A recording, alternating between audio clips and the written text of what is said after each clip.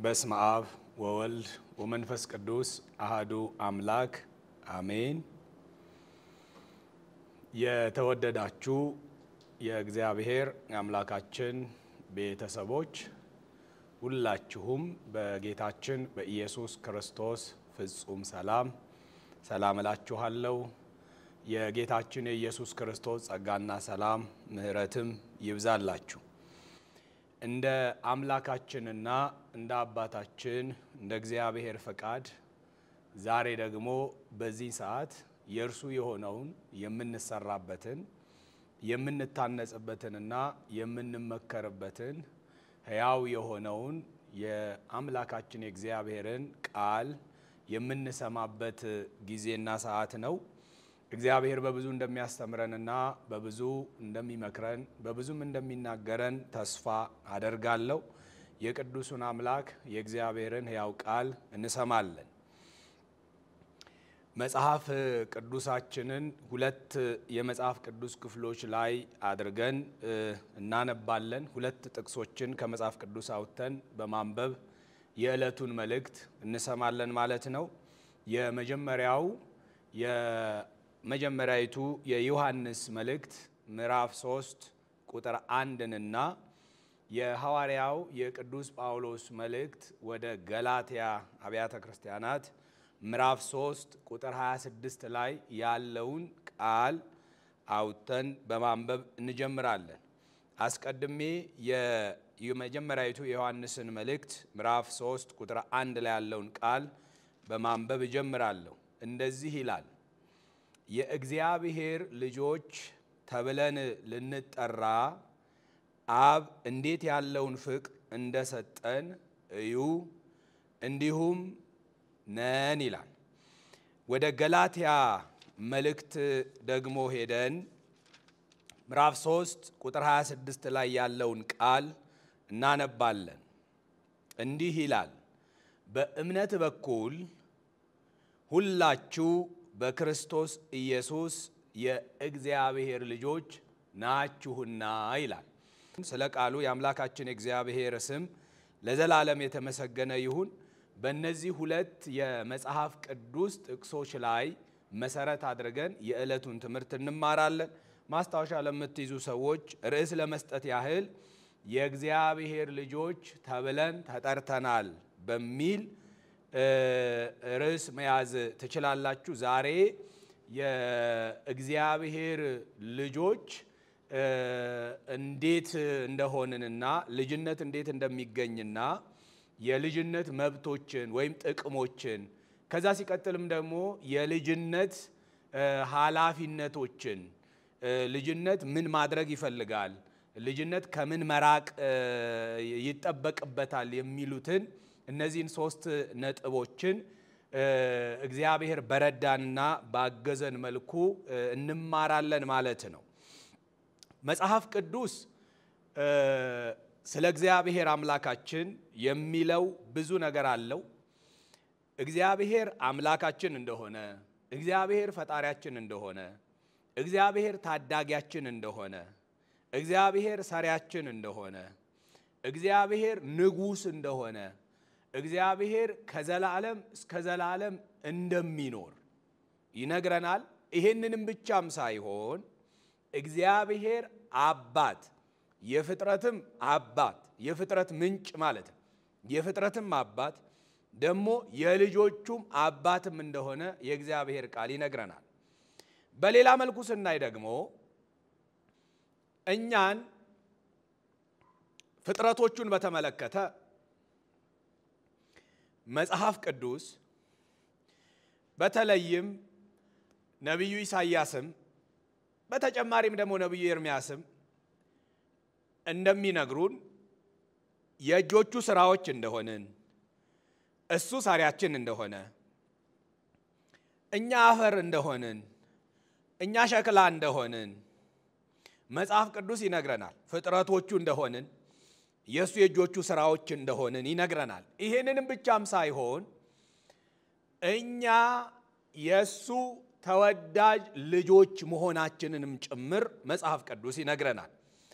ዛሬ ትኩረት አድርገን የምንማረው የእግዚአብሔርን አባትነትና የኛ ልጅነት በተለይም ደግሞ እኛ የእግዚአብሔር ልጆች የሆንበትን መንገድ እና የእግዚአብሔር ልጆች በመሆናችን ያገኘናቸው መብቶች ያገኘናቸው ጥቅሞች የእግዚአብሔር ልጆች በመሆናችን ምን አተረፍን የእግዚአብሔር ልጆች በመሆናችን ምን ተጠቀምን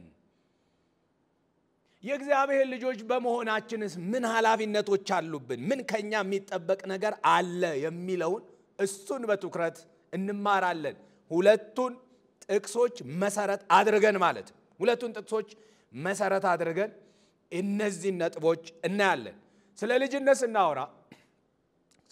ስናወራ ልጅነት በመጽሐፍ ቅዱስ ውስጥ ተገልጦ እንደምናየው ልጅነት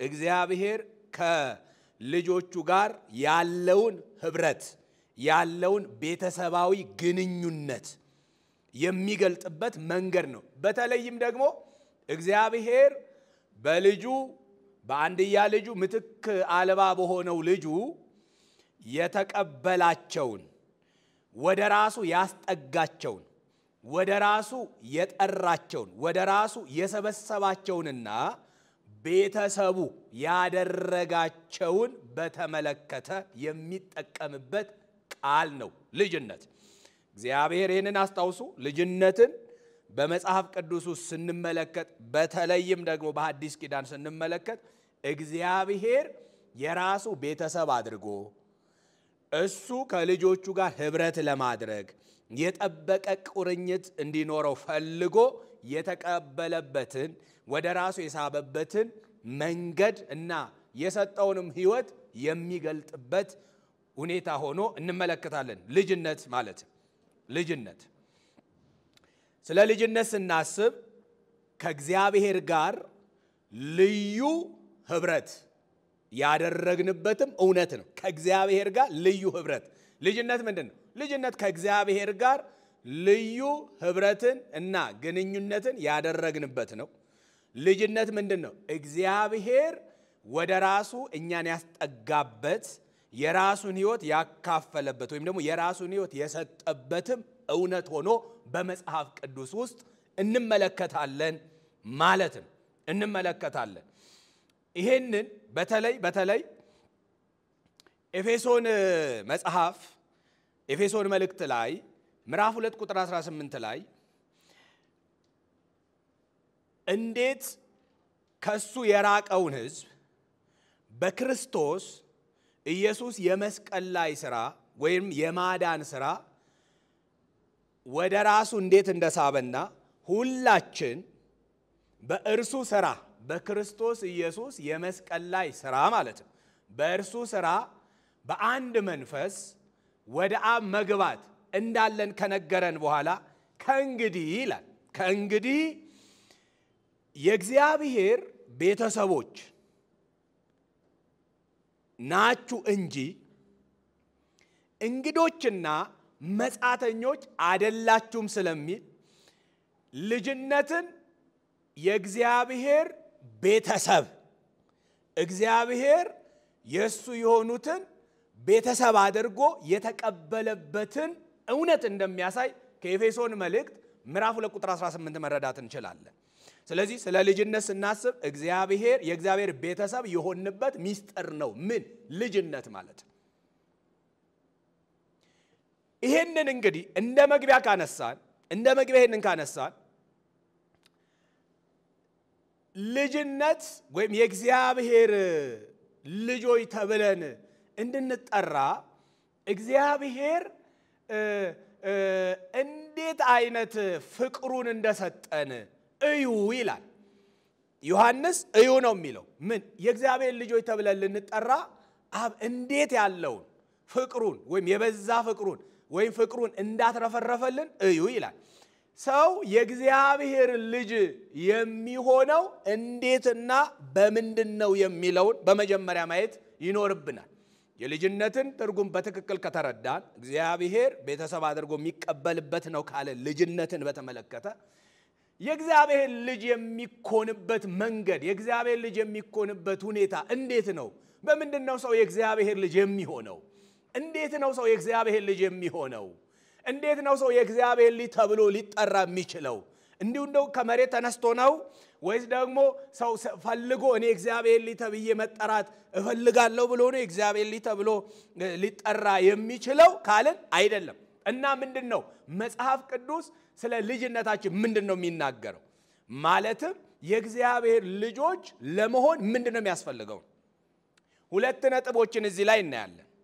አንደኛው እዚሁ መጀመሪያ ያነበብነው አንደኛ ዮሐንስ መልእክት ምዕራፍ 3 ቁጥር 1 ላይ የእግዚአብሔር ልጆች ተብለን ልንጠራ እንድንጠራ እግዚአብሔር ፍቅሩን እንደሰጠን እዩ ይላል። አሁን ተመልከቱ፣ የእግዚአብሔር ልጆች ተብለን እንድንጠራ አብ እንዴት ያለውን ፍቅር እንደሰጠን ይላል። ልጅነት የሚመነጨው ልጅነት የሚገኘው ከእግዚአብሔር አብ ፍቅር ውስጥ ነው። ወይም ደግሞ የልጅነታችን መገኛ ወይም የልጅነታችን መሰረት የእግዚአብሔር ፍቅር ሆኖ እናገኛለን። ስለዚህ የእግዚአብሔር ልጆች ተብለን እንድንጠራ ነው የእግዚአብሔር ልጆች እንድንሆን ምንድነው ማድረግ ያለብን? መጀመሪያ የእግዚአብሔርን ፍቅር መረዳት፣ የእግዚአብሔርን ፍቅር ማወቅ።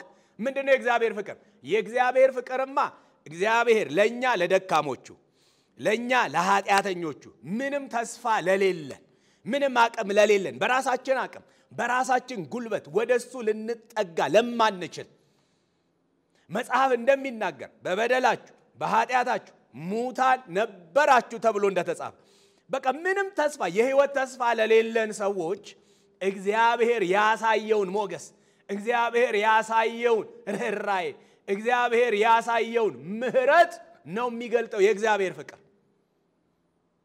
ምን ብለን የእግዚአብሔርን ፍቅር እንረዳ? እግዚአብሔር ወዶኝ ነው ያዳነኝ።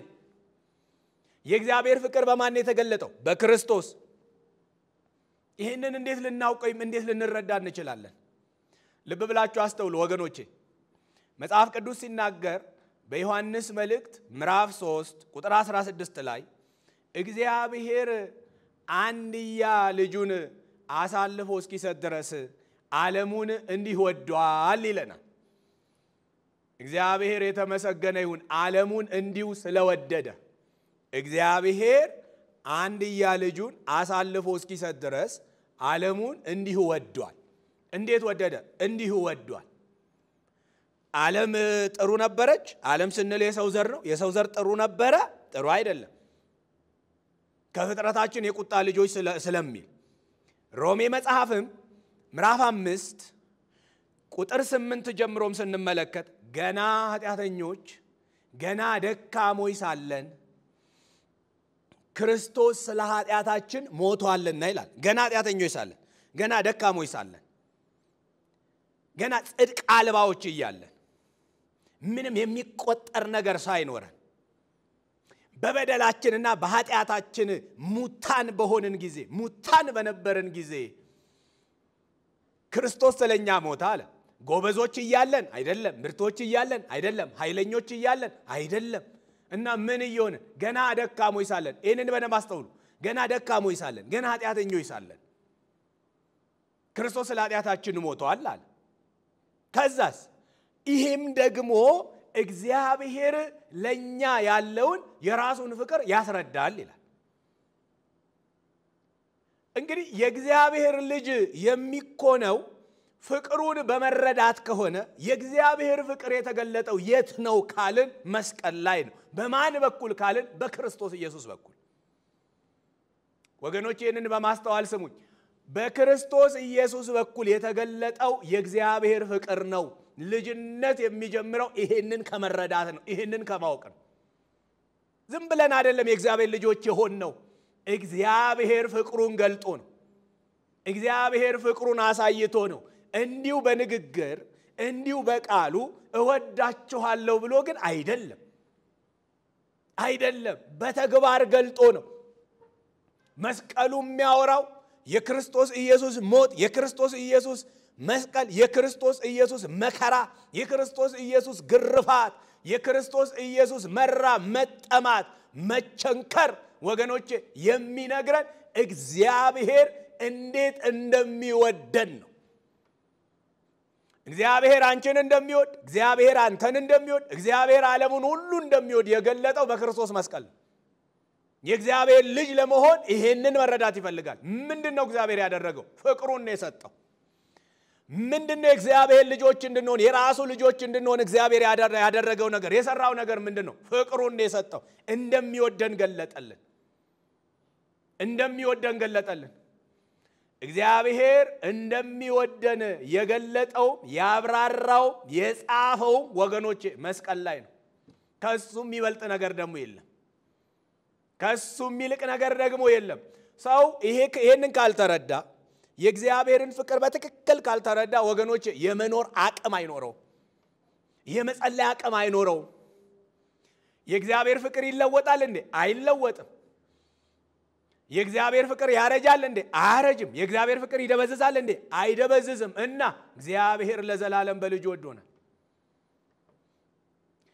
ሳይወደን አይደለም ያዳነን፣ ወዶ ነው ያዳነን። መጽሐፍ እንደሚል ወዶኛልና አዳነኝ እንደሚል ወዶ ነው ያዳነን። ስለዚህ እግዚአብሔር ያደረገልንን በመጀመሪያ ምን ማለት አለብን? መረዳት አለብን። ምንድነው እግዚአብሔር የሰራልሽ ላንቺ? ምንድነው እግዚአብሔር ላንተ የሰራል? ምንድነው እግዚአብሔር ለኛ የሰራልን ነገር? የራሱ ልጆች ሊያደርገን እግዚአብሔር ምንድነው የሰራልን? ፍቅሩን የገለጠልን ምን እንደሚል እንደሚወደን። እግዚአብሔር እኛ እንድንወደው የሰራነው ስራ የለም። በመሰረቱ ይውላችሁ እግዚአብሔር እርሱ ነው ወደኛ የመጣው እንጂ እኛ አይደለንም ወደሱ ነው። ምን አቅም ኖሮን ምን ጉልበት ኖሮን ነው እኛ ወደሱ ምን ሄደው? ቃልም ሥጋ ሆነ ጸጋንና እውነትንም ተሞልቶ በእኛ መካከል አደረ ወይ ደግሞ በእኛ አደረ የተባለው እሱ ነው የመጣው። እግዚአብሔር በልጁ በኩል ነው የመጣው። ወደኛ ለምን ልጆች ሊያደርገን። ይሄን እንዴት ነው የገለጠው? በፍቅሩ። እግዚአብሔር ይወዳችኋል ወገኖቼ፣ እግዚአብሔር ይወዳችኋል። እግዚአብሔር እንደማይወዳችሁ የሚናገረው ሁኔታችሁ ነው። ያ ክፉ ነው፣ ጥንት ጠላታችን ዲያብሎስ ነው እንደዛ የሚለው እንጂ እግዚአብሔር ይወደናል በማይለካ ፍቅር፣ ሊብራራ በማይችል ፍቅር፣ ፍጻሜ በሌለው ፍቅር፣ በማይለወጥ ፍቅር እግዚአብሔር ወዶናል ወገኖቼ፣ ወዶናል። ሰርተንለት አይደለም፣ እንዲወደን የሆነ ነገር አድርገንለት አይደለም። ምንም ልናረጋ አንችልም። እግዚአብሔር እንዲሁ ነው የወደደን። ስሙ ለዘላለም የተመሰገነ ይሁን። እንዲሁ ማለት ነው። አውታተን ወይ እሱ እንዲወደን ብለን አንዳንድ ጊዜ ሰዎች እንዲወዱን ሰዎች እንዲቀበሉን የምናደርጋቸው ብዙ ነገሮች አሉ። ልክ የሆኑም ልክ ያልሆኑም ነገሮች አሉ። ሰዎች እንዲወዱን፣ ሰዎች እንዲቀበሉን፣ ጥሩ ሰው ናቸው እንዲባል የምናደርጋቸው ብዙ ነገሮች አሉ። ይኸውላችሁ እግዚአብሔር እንዲወደን ያደረግነው ነገር የለም። በቃ እንዲወደን ያደረግነው ነገር የለም። እሱ ግን ፍቅሩን እንድንረዳለት የሰራው ስራ አለ። እሱም ልጁ ኢየሱስ ክርስቶስ ስለ ኃጢአታችን አሳልፎ መስጠት ነው። እግዚአብሔር እንደሚወደን እንዴት ገለጠልን? ልጁን አሳልፎ በመስጠት። ልጁ ስለ ኃጢአታችን ሞተ፣ ስለ በደላችን ተላልፎ ተሰጠ፣ ደቀቀ፣ የሕማም ሰው ሆነ ማለት ነው። ስለዚህ ይሄንን መረዳት ያስፈልጋል። እኔ የእግዚአብሔር ልጅ እንደሆን ይሄንን አስተውሉ። እኔ የእግዚአብሔር ልጅ እንደሆን እግዚአብሔር ፍቅሩን የገለጠው እሱ ነው ወደ ህይወቴ የመጣው። እኔ አይደለም፣ እሱ ነው የመጣው። እኔ አይደለም ዋጋ የከፈልኩት፣ እሱ ነው። እኔ አይደለም ወደሃለሁ ያልኩት፣ እሱ ነው ወደሃለሁ ብሎኝ የመጣው። ለዚህ እኮ ነው መጽሐፍ ቅዱስ ሲናገር እርሱ አስቀድሞ ወዶናልና እኛ እንወደዋለን ያለ።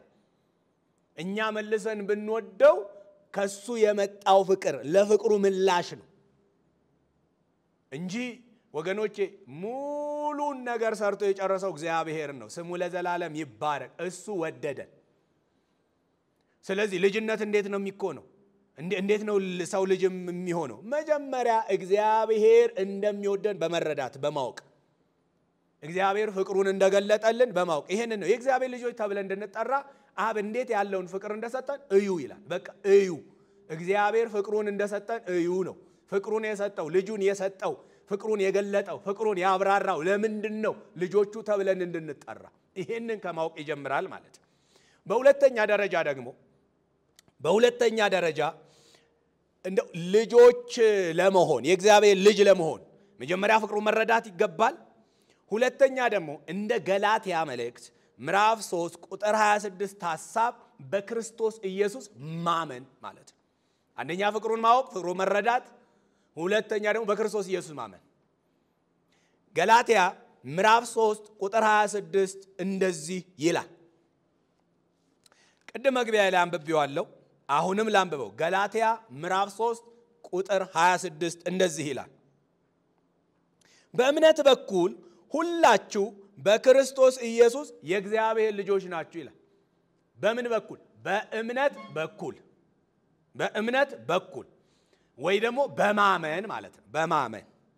በማመን ሁላችሁ ልዩነት ሳይኖር ማለት ነው። በእምነት በኩል ወይም ደግሞ በማመን ሁላችሁ ልዩነት ሳይኖር በክርስቶስ ኢየሱስ የእግዚአብሔር ልጆች ናቸው።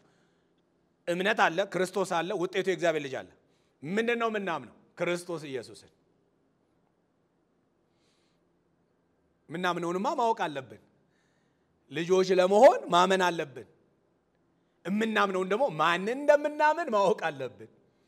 እንግዲህ በእምነት በኩል በማመን ሁላችሁ ያለ ልዩነት በክርስቶስ የእግዚአብሔር ልጆች ናችሁ። በክርስቶስ ኢየሱስ በማመን ሁላችሁ የእግዚአብሔር ልጆች ናችሁ ማለት ልጅነት የሚገኝበት ሌላው መንገድ ክርስቶስ ኢየሱስን በማመን ነው እያለን ያለው። ክርስቶስ ኢየሱስን በማመን እንደው ስለዚህ በደንብ የሚያስረዱን ሁለት ጥቅሶችን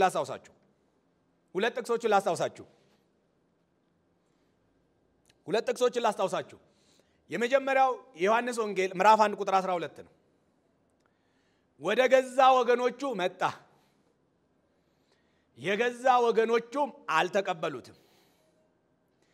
ነገር ግን ለተቀበሉት ሁሉ በስሙ ለሚያምኑት ለነርሱ የእግዚአብሔር ልጆች ይሆኑ ዘንድ ስልጣን ሰጣቸው ይላል። የመጣው ወደ ማን ነው? ወደ ገዛ ወገኖቹ፣ ወደ ፍጥረቱ መጥቷል። እነዛ ሁሉ ግን ተቀብለውታል? አልተቀበሉትም። የተቀበሉትም አሉ፣ ያልተቀበሉትም አሉ።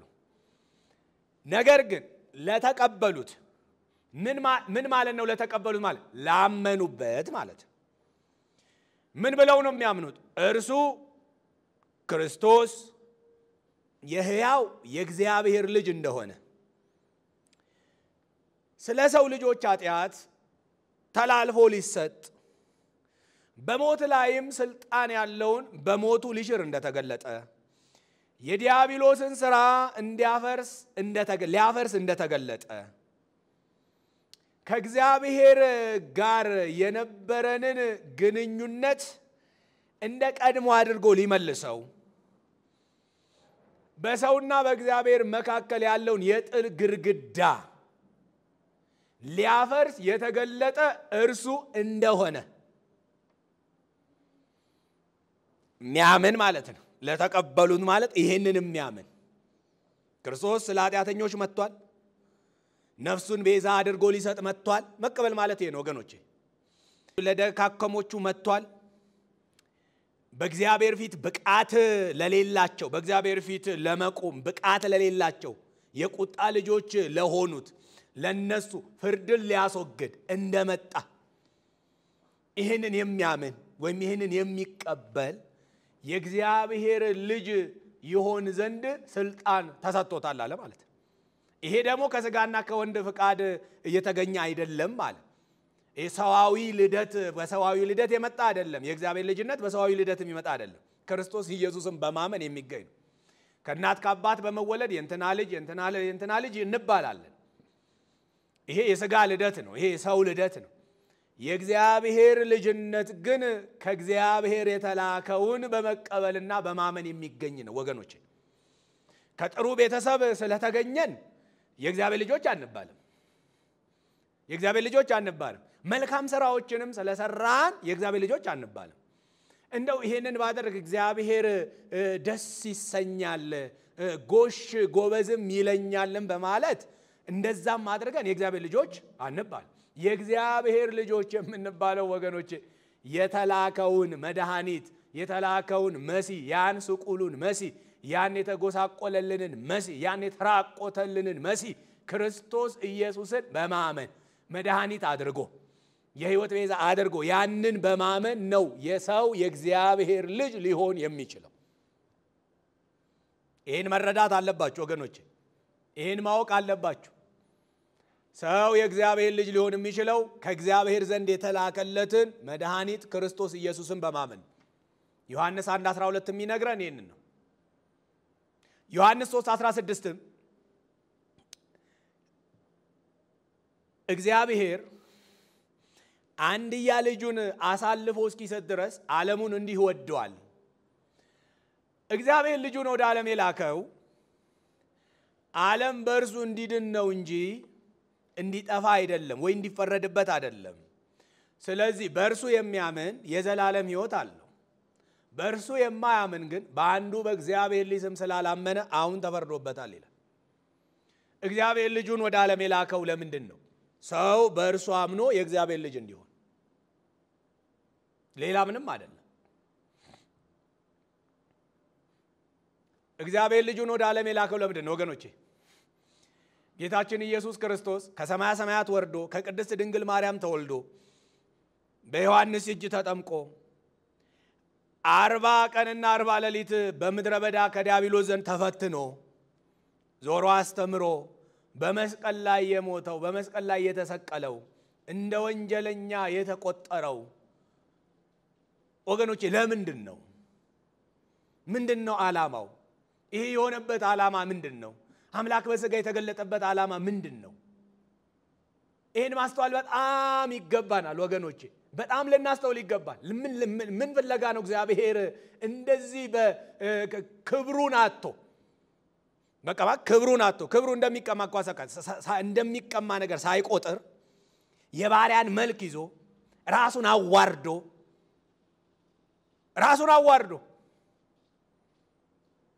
አዋርዶ በሰው ምስል ተገኝቶ ለሞት ያውም ለመስቀል ሞት የታዘዘበት ምክንያቱ በእርጥብ መስቀል ላይ የመሰቀሉ ምክንያቱ ምንድነው? ምንድነው ውጤቱ ወገኖቼ?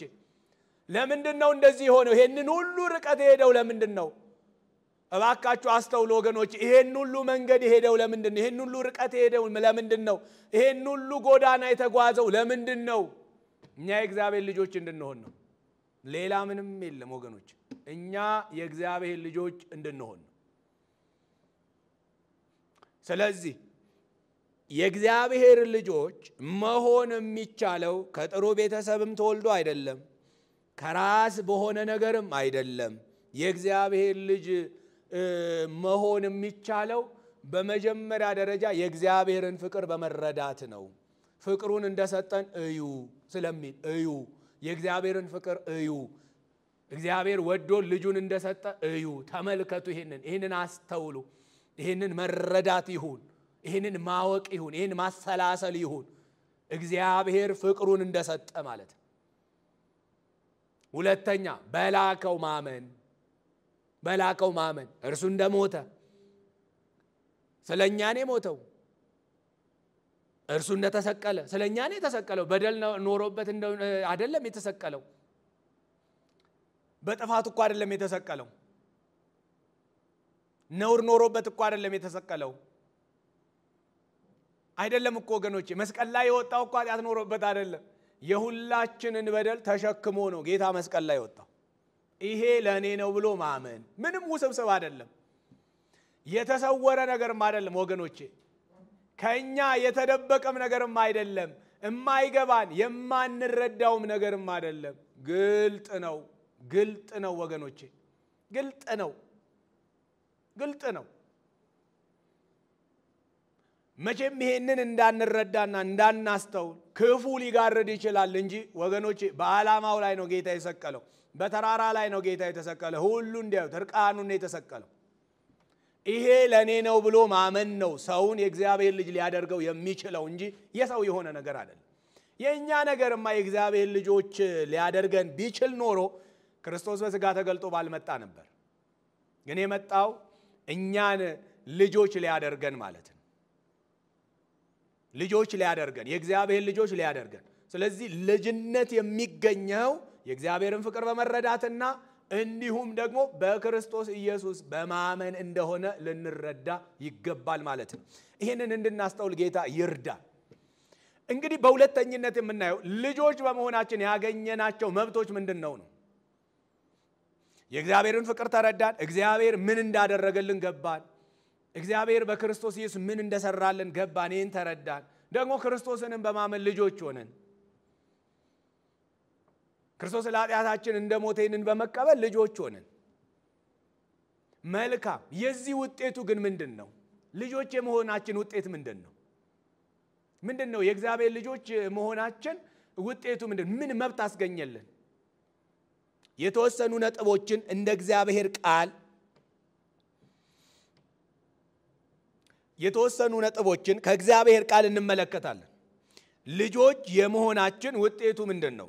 ልጆች የመሆናችን ውጤቱ ምንድነው? ምን አስገኘልን? የእግዚአብሔር ልጆች መሆናችን በቃ ምን አስገኘልን? ከሌላው ሰው በምን ተለየ? የእግዚአብሔርን ፍቅር ካልተረዳና ክርስቶስን ካልተቀበለ ሰው ያንተ የእግዚአብሔር ልጅነት በምንድነው የሚለየው? ምን መብት አስገኝቶልሃል?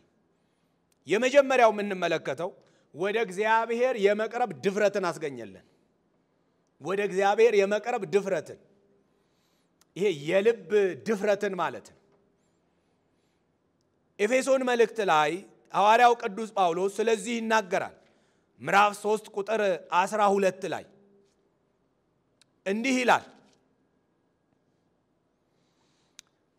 በእርሱም ዘንድ ባለ እምነታችን በኩል በመታመን ድፍረትና መግባት በእርሱ አለን ይላል።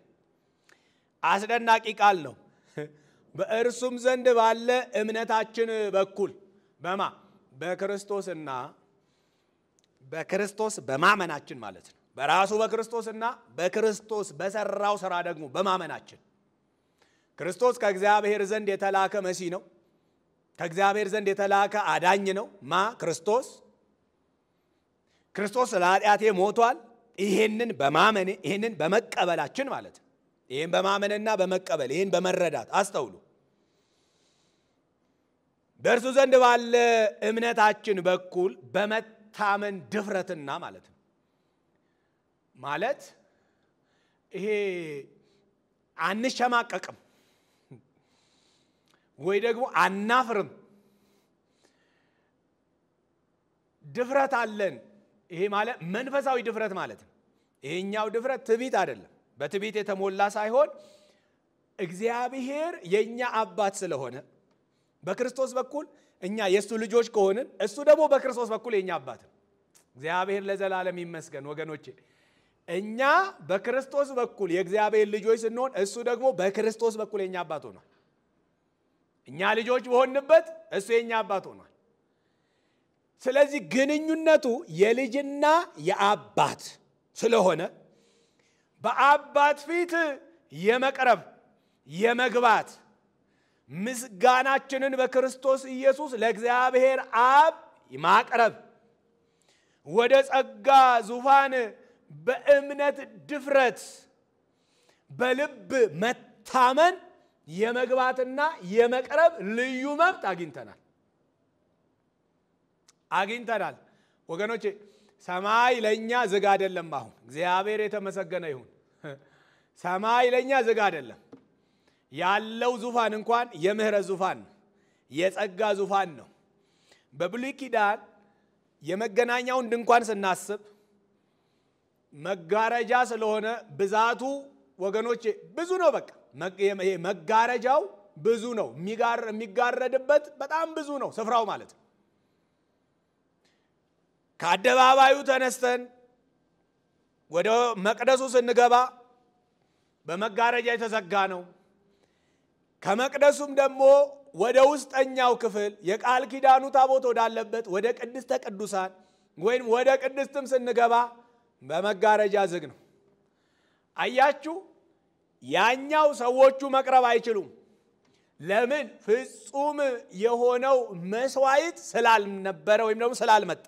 ፍጹም የሆነው መስዋዕት አልተገለጠም፣ ጥላ ነው ማለት። ፍጹም የሆነው መስዋዕት የዓለምን ኃጢአት ሊያስወግድ የተገለጠው ጌታችን ኢየሱስ ክርስቶስ ሲመጣ ስለ ኃጢአተኞች ራሱን መስዋዕት አድርጎ የተወደደ መስዋዕትና መባ አድርጎ አቅርቦ አሁን ስለኛ ይታይ ዘንድ ወደ ምድራዊቷ የእውነተኛይቱ ጥላ ወደ ሆነችው ወደ መዚችኛዋ ለዚህ ፍጥረት ወደ ተዘጋጀችው መቅደስ ሳይሆን ወደ ሰማያዊቷ መቅደስ የራሱን እንደሚይዞ ገባ ይላል። ስለዚህ በዛ መሲሁ የራሱን እንደሚይዞ ወደ ቅድስተ ቅዱሳን ወደ እግዚአብሔር መገኛ ስለገባ መጋረጃው ተቀዷል። በእኛና በእግዚአብሔር መካከል የነበረው መጋረጃ ተቀዷል። አሁን እግዚአብሔርን እንዳናይ በፊታችን የተጋረደ መጋረጃ የለም። በክርስቶስ በኩል ተከፍቷል። በክርስቶስ በኩል ምን አለን? ድፍረት አለን። በእርሱ ላይ ባለ እምነት የሚለው እሱ ነው። በክርስቶስ ላይ ድፍረት አለን። በክርስቶስ እንመካለን። ምን ብለን ነው የምንመካው? አይ አሁን መጋረጃ የለም፣ ወደ እግዚአብሔር ወደ አባቴ የመቅረብ ድፍረት አለኝ እንላለን። እግዚአብሔር የተመሰገነ ይሁን። ይሄ ድፍረት የተገኘው በክርስቶስ ኢየሱስ የመስቀል ላይ ሞት ነው። ሳንሳቀቅ በአባታችን ፊት እንደ ልጆች ልንሆን ማለት እንደ ልጆች በእግዚአብሔር አምላካችን ፊት ወገኖቼ ደስ ይበላችሁ። እግዚአብሔር አባታችን ነው። በክርስቶስ ኢየሱስ በማመናችን እግዚአብሔር የኛ አባት ነው። ከእግዚአብሔር ጋር ምን አለን? የጠበቀ ህብረት አለን። የልጅና የአባት ህብረት፣ የልጅና የአባት ህብረት። ይሄ የልጅና የአባት ህብረት የተገኘው በክርስቶስ ኢየሱስ መከራ ነው። በክርስቶስ ኢየሱስ መስቀል ሞት ነው የተገኘው። ይሄንን በማመናችን ይሄንን በመቀበላችን ምን አገኘን? ድፍረት አገኘን። ወዴት? ወደ አባታችን ወደሱ የምንቀርብበት ድፍረት አገኘን ማለት አቅም አገኘን ማለት ነው። እግዚአብሔር ይመስገን። እንግዲህ ምህረትን እንድንቀበል እንዳለው ዕብራውያን ጻፊ ምዕራፍ 4 ላይ እንግዲህ ምህረትን እንድንቀበል በሚያስፈልገንም ጊዜ የሚረዳን ጸጋ እንድናገኝ ወደ ጸጋው ዙፋን በእምነት እንቅረባል። የመቅረብን አቅም አገኘን። በምን? በእምነት። በማን በኩል? በክርስቶስ። ስለዚህ ድፍረት አለን።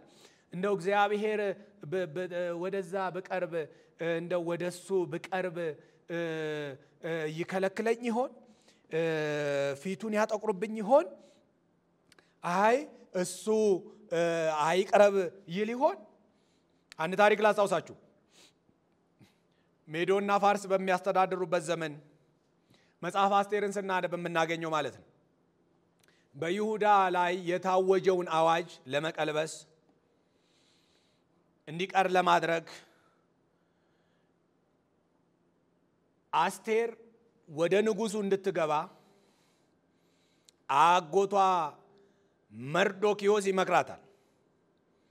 ይሄ ያንቺ ጊዜ ነው። ምናልባት ባንቺ በኩል እግዚአብሔር መዳንን ያመጣ ይሆናል። ስለዚህ የታወጀው አዋጅ ልክ እንዳልሆነ ይወቅ ንገሪው ብሎ ይነግራታል። እሷ ግን ንጉሱ ዘንጉን ካላነሳ በስተቀረ መግባት አልችልም፣ የተከለከለ ነው አለች ማለት ነው። እንግዲህ ማድረግ የምትችውን አድርጊ፣ አንቺ ባታደርጊ መዳን ላዩ ከሌላ ስፍራ ይሆናል አላት። እንግዲህ ጸልዩ አለች። 3 ቀን እንዲጸልዩ አዋይ ተነገረ። እሷም እግዚአብሔርን አምና ገባች። ንጉሱ ዘንጉንም አነሳላት። እሷ መሆኗን አውቆ ባያነሳ ግን ልትገባ አትችልም። ይውላችሁ እኛ እግዚአብሔር ፊት አሁን እንደው የቆመ እንዳንገባ የሚከለክል ምንም አይነት መጋረጃ የለም። ለምን? ልጆች ነና። መጋረጃ የለም። እንደው ማን ያነሳልኛል? ፍቃድ አልተሰጠኝም እንዳለች አስቴር ፍቃድ ከንጉሱ ፍቃድ ሳላገኝ የይለፍ የይግቡ ፍቃድ ሳላገኝ እንዴት በራሴ መግባት አልችልም? ወይ ንጉሱ ሳይፈልገኝ ወይ ዘንጉን ሳያነሳልኝ መግባት አልችልም እንዳለችው እንደዛ አይደለንም ወገኖቼ። እግዚአብሔር ይመስገን እንደዛ አይደለንም። አሁን በክርስቶስ ኢየሱስ በኩል ወገኖቼ ወደ እግዚአብሔር የመግባት ድፍረት አግኝተናል። ይሄ የልጅነት መብት ነው። ልጅ በመሆን ምን አገኘ? ምን ተጠቀምክ? የእግዚአብሔር ልጅ በመሆን የእግዚአብሔር ልጆች በመሆናችን ተብለን በመጠራታችን ምንድነው ያገኘነው ጥቅም? ከሌላው የሚለየው ካላመነው የሚለየው በምንድነው ካላችሁ ወገኖቼ ድፍረት አግኝተናል። ወደ እግዚአብሔር ወገኖች ይሄ ትልቅ እድል ነው። ይሄ ትልቅ መታደል ነው። ይሄ ትልቅ በረከት ነው። ወደ እግዚአብሔር ወደ አባታችን ወደሚወደን ወደ አባታችን ወደ አዳነን ወደ አባታችን የመቅረብ በማንኛውም ሰዓት የመግባት የመጸለይ ድፍረትን አግኝተናል። ይሄ መንፈሳዊ ድፍረት ነው። የመጀመሪያው ያገኘነው መብታችን ይሄ መሆኑን ማወቅና መረዳት ይኖርብናል ማለት ነው። መጽሐፍ ቅዱስ ይሄንን ይነግረናል። ስለዚህ ይሄንን በሚገባ መረዳት ያስፈልጋል። ልጆች በመሆናችን ነው ወደ አብ የመግባትን ድፍረት ያገኘነው። ሁለተኛ ልጆች በመሆናችን ወራሾች ነን። ወራሾች ነን። ይሄንን ሐዋርያው ቅዱስ ጳውሎስ በሮሜ መልእክት ምዕራፍ 8 ቁጥር 17 ላይ ተናግሯል። እንዲህ ብሎ ነው የተናገረው። ልጆች ከሆን ወይም ልጆች ከሆናችሁ በክርስቶስ የእግዚአብሔር ወራሾች ናችሁ ይላል። እግዚአብሔር አባ አባ ብለን የምንጮህበትን የልጅነትን መንፈስ ተቀበልን እንጂ እንደገና ለባርነት የፍርሃትን መንፈስ አልተቀበላችሁ። ልጅ ከሆንክ ደግሞ ወይም ልጆች ከሆናችሁ ደግሞ ወራሾች ናችሁ ማለት የእግዚአብሔር ወራሾች ማለት ነው። የእግዚአብሔር ወራሾች። ይህ ደግሞ በክርስቶስ ኢየሱስ የሆነ ነው። ልጆች በመሆናችን ከክርስቶስ ጋር አብረን ወራሾች ነን። ምንድነው የምንወርሰው? እንደ ተስፋ ቃሉ የምንጠባበቀው መንግስት አለ ወገኖቼ። እስራኤላውያን ውርሳቸውን ከነዓን ገብተው አግኝተዋል። እኛ በክርስቶስ ኢየሱስ ያመንን የእግዚአብሔር ልጆች የሆንን የተዘጋጀ ደግሞ ርስት አለ። ለርስት መያዣ ተብሎ መንፈስ ቅዱስ ተሰጠን። ጊዜው እስኪደርስ የእግዚአብሔር መንግስት በሙላት ስትገለጥ ከክርስቶስ ጋር የመንግስቱን ክብር አብረን እንካፈላለን። የመንግስቱ ወራሾች ነን። አሁን በመንግስት ውስጥ አለን፣ ደግሞ መንግስቱን እንጠባበቃለን። ለዛ ነው መንግስት ትምጣ እያለን የምንጸልየው። መንግስቱ ግን በሙላት ስትገለጥ የመንግስቱን ክብር፣ የመንግስቱን ኃይል፣ የመንግስቱን ጸጋ ከክርስቶስ ጋር አብረን እንካፈላለን። ስለዚህ ምን አለን? ወራሾች ነን። ውርስ አለን፣ ርስት አለን። እግዚአብሔር ያዘጋጀልን ርስት አለ። ክርስቶስ የተናዘዘልን ርስት አለ። የሚጠብቀን ርስት አለ ወገኖቼ፣ የሚጠብቀን ርስት አለ። ልጆች በመሆናችን ይሄንን አግኝተናል። ልጆች በመሆናችን ይሄንን አግኝተናል። ልጅ የቤተሰቡን ይወርሳል። ልጅ በመሆኑ ብቻ የእግዚአብሔር ልጆች በመሆናችን ያልሰራነውን መንግስት እንወርሳለን ወገኖቼ። ያልገነባነውን መንግስት እንወርሳለን። ያላበጀነውን መንግስት እንወርሳለን። በማን ምክንያት? በክርስቶስ ኢየሱስ በማመናችን ምክንያት። እግዚአብሔር ለዘላለም ይመስገን። በእውነት ይመስገን ወገኖቼ፣ ይመስገን። ልጆች በመሆናችን ርስት አለና የሚጠብቀን ርስት አለ። ወደፊት የመስፈንጠሪያችን ጉልበት ነው። የሚጠብቀኝ ርስት አለ ማለት፣ የሚጠብቀኝ ክብር አለ ማለት፣ የሚጠብቀኝ መንግስት አለ። እግዚአብሔር ለኔ ያዘጋጀው መንግስት አለ። ወደዛ መንግስት ፈጥናለሁ፣ ወደዛ ክብር ፈጥናለሁ እምንልበት አቅም ወገኖቼ ከዚህ ርስት ይመነጫል ማለት፣ ከዚህ ርስት ይመነጫል። ስለዚህ ልጆች በመሆናችን የልጅነትን መብት አግኝተናል። ምንድነው የልጅነት መብታችን? ወደ እግዚአብሔር መቅረብ ቻለን። ወደ አብ የመግባትን ድፍረት አገኘን። ያለማንም ጣልቃ ገብነት በክርስቶስ ኢየሱስ በኩል ማለት ነው። በእኛና በእግዚአብሔር መካከል ያለው ክርስቶስ ነው። እኛ ወደ እግዚአብሔር የምንቀርበው በክርስቶስ ነው። በክርስቶስ በኩል ወደ እግዚአብሔር ስንቀርብ ጸሎታችን ይሰማል። በክርስቶስ በኩል ወደ እግዚአብሔር ስንቀርብ ጾማችን ተቀባይነት ይኖረዋል። በክርስቶስ በኩል ወደ እግዚአብሔር ስንቀርብ ከእግዚአብሔር ዘንድ እግዚአብሔር ያዘጋጀልንን መልካም ነገር በሙሉ በክርስቶስ እንቀበላለን። እኛም በክርስቶስ ወደ እግዚአብሔር እንቀርባለን። ከእግዚአብሔርም ዘንድ የሚመጣው በረከትም ይሁን ጸጋም ይሁን ኃይልም ይሁን በክርስቶስ በኩል እግዚአብሔር ወደኛ ያፈሳል። በፊቱ የመቆም ድፍረት አገኘን በክርስቶስ በማመናችን። ደግሞ የሚጠብቀን ውርስ አለ። እግዚአብሔር የተባረከ ይሁን። እንግዲህ ይሄንን ስናደርግ በመጨረሻ ይሄን ተናግሬ ስጠቀልል በመጨረሻ ይሄንን በመናገር ልጠቅልል ወገኖቼ። ልጆች የምንሆንበትን መንገዶች አየን። የእግዚአብሔር ልጆች እንዴት ልንሆን እንደምንችል አየን። ደግሞ የእግዚአብሔር ልጆች በመሆናችን ምንድነው አንዳንዴ ልጅነት ስለሚቀልብን አውርደነው የሰፈር ጨዋታ ስለምናደርገው የልጅነት ክብር ስለማይገባን የልጅነት ልጆች የሆንበትን መብቶችና ጥቅሞችን አየን። ታዲያ ልጆች በመሆናችን ደግሞ ኃላፊነት አለብን። እግዚአብሔር ከኛ የሚፈልገው ነገር አለ። ልጆች በመሆናችን የመጀመሪያው የልጅነት ኃላፊነቶችን ልንገራችሁ። እግዚአብሔር ከኛ የሚፈልገው ማለት ነው ልጆች ስንሆን የመጀመሪያው እንደ ኤፌሶን መልእክት ምዕራፍ 5 ቁጥር 1 ሐሳብ ልጆች ስንሆን እንግዲህ እንደተወደዱ ልጆች ጌታን የምትከተሉ ሁኑ ይላል።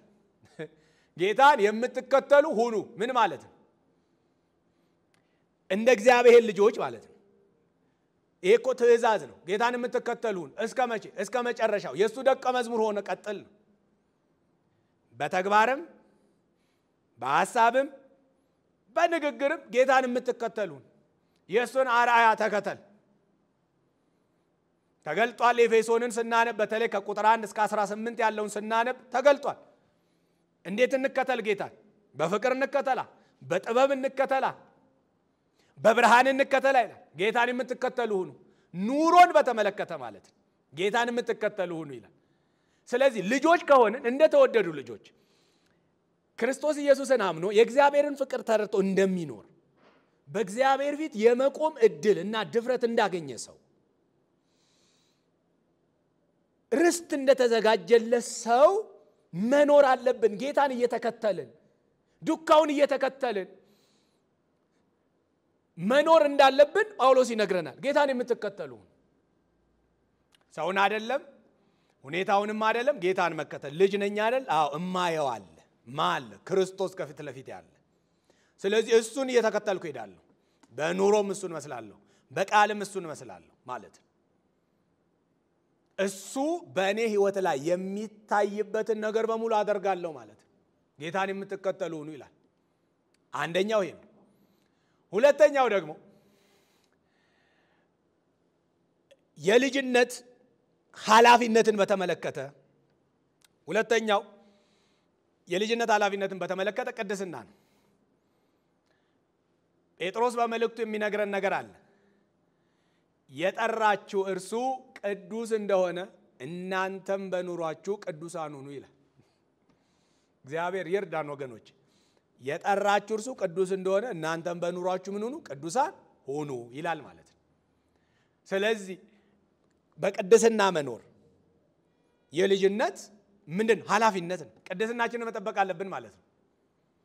ጌታን የምንከተል መሆን አለብን። ጌታን የሚያስነቅፍ ነገር ማድረግ የለብንም። ከዛ ሲቀጥል ቅድስናችንን መጠበቅ አለብን። ለጌታ እንደተለየ ሰው መኖር አለብን።